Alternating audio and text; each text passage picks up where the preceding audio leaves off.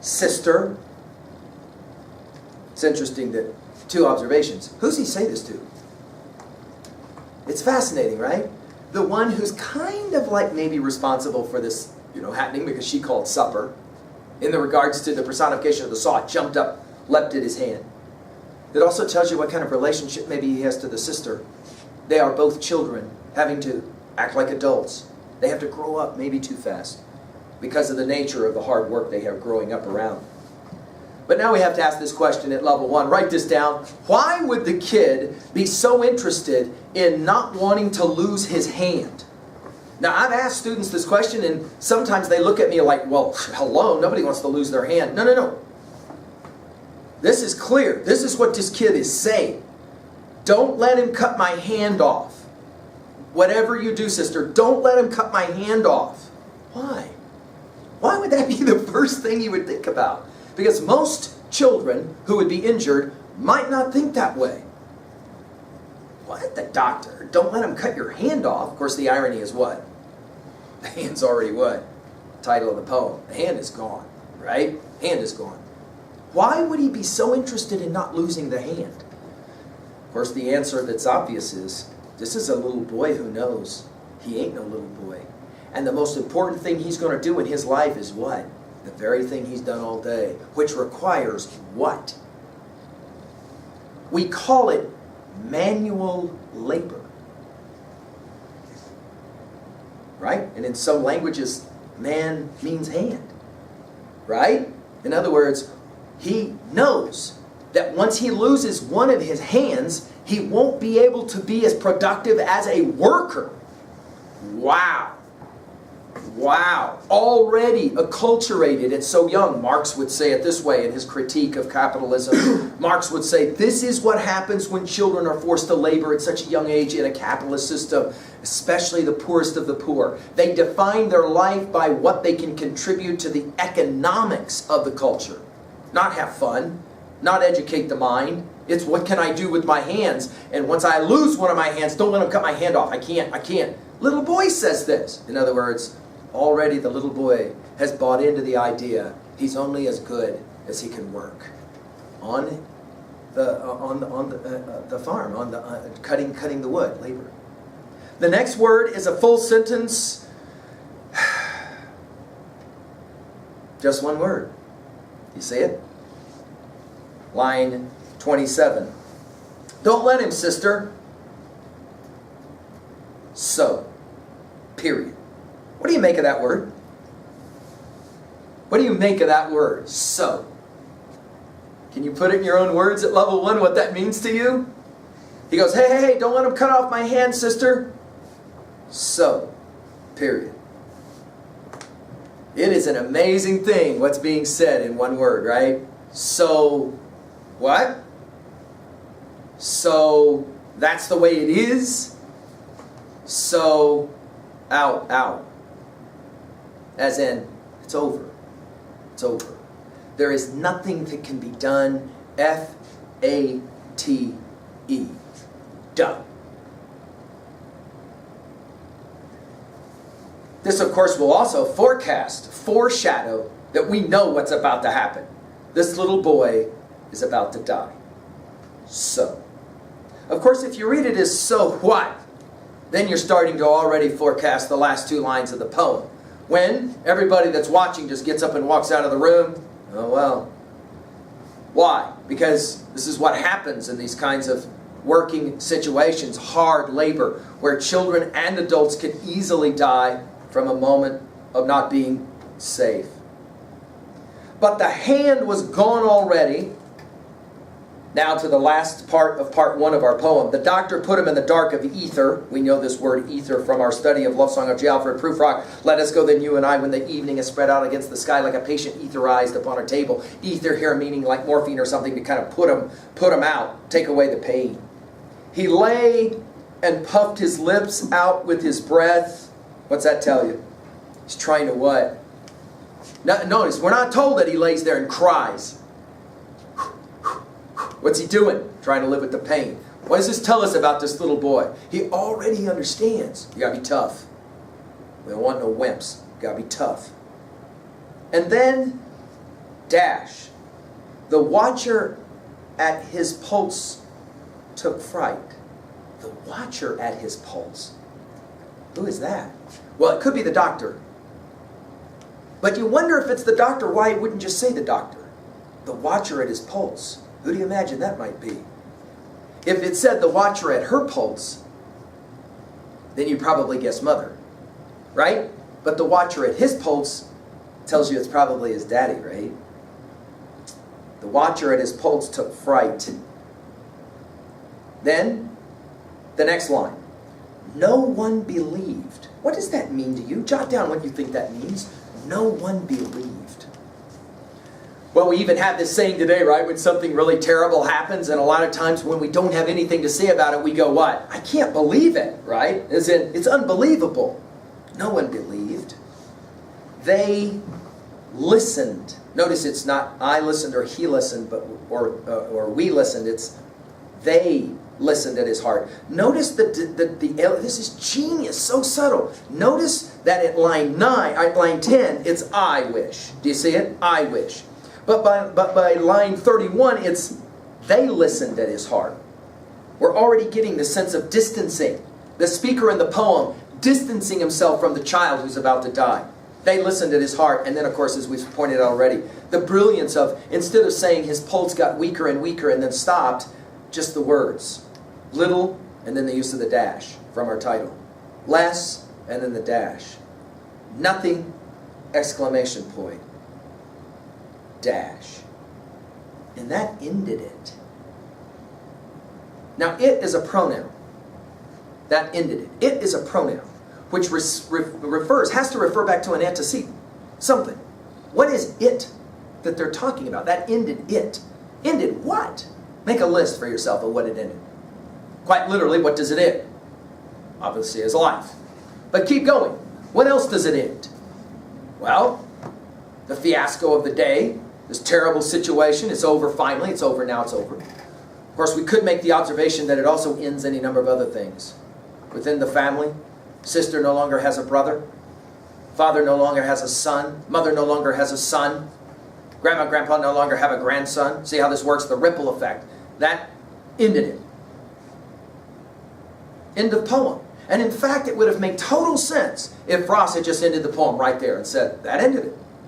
Done. The irony, of course, would have been the last line of the poem says, that ended it. Code language, hey, this poem is done. As in, out, out. But we have now an amazing little poem that's part 2. And we don't want to miss it because everything we're going to say about this poem at level 2 is going to be buried here. Take a look. No more to build on there. Note the irony of the verb build by virtue of the fact that they're cutting wood, lumber, right? And we use lumber to build with. No more to build on there. In other words, that boy is dead. We will not get to see him grow up to be a worker, to be a father, to be a grandfather. It's done. It's over. No more to build on there. Finality. Out. Out. And they, comma, since they were not the one dead, comma, turned to their affairs. Full stop.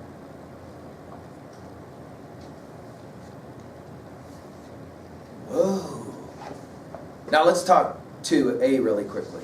What's going on at the end of this poem? Because this is just a poem about a kid who gets jacked, right? And he dies. Not so much. If you start reading this poem closer, you recognize that the real heart of the poem is at the very end of the poem. How do the people who remain living treat the passing of this child? Notice, since they were not the one dead, turned to their affairs. Now, there's been a lot of interpretations of this poem. Some of them are really dark. Many have argued that Frost is commenting on the growing sense of alienation in a modern culture, where we increasingly are unable to relate to other people's pain. Jot down really quickly at 3A, a title that you're only going to know in your senior year, by W.H. Auden, interestingly an American and British and an American expatriate poet, called Musée du Beaux-Arts. and you'll study it in your senior year, in which the same argument will be made, and it's this one. Human beings have a very difficult time caring for anybody else's pain. The only pain we have a sense that we care about is what pain? Right, our own pain, right? Notice, they weren't the ones dead. They had to get on with their affairs. Another way to say it, of course, is life goes on. Right? So, out they go. They walk out of the room and get on with their life. In other words, this is the way life is. It's brutal, it's harsh, it's short, for this young man it certainly was, and it's over in a matter of no time at all. And the people who are left living, they got to go on living. In other words, they go, they have a meal. Do you have a sense what happens the next day after they bury this kid? What do? Go right back to it again, don't they? The saw starts turning, and sisters helping make a meal, and they go on with their life. That's the way it works. Of course, now we can talk at 3A about some possible messages and themes. Some people have said that this is a powerful statement of what it means to live in a modern world where increasingly we are alienated from other people's pain and suffering. Our own pain and suffering is the only ones that we seem to somehow resonate with.